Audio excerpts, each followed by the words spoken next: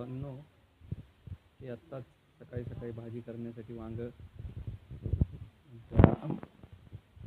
बायकोने जेव्हा कापलं त्यावेळेस याच्यावरती जर तुम्ही नीट पाहिलं तर हे चित्र जे आहे ते ओमसारखं तुम्हाला दिसेल. आणि तुम्हाला हे वांगच आहे म्हणून हे पाहू शकता तुम्ही, हे वांगच आहे.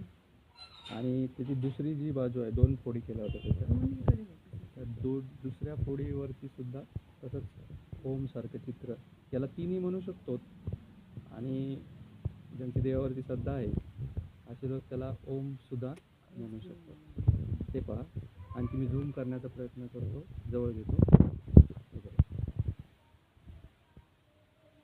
व्हिडिओ आवडला तर लाईक आणि सबस्क्राईब.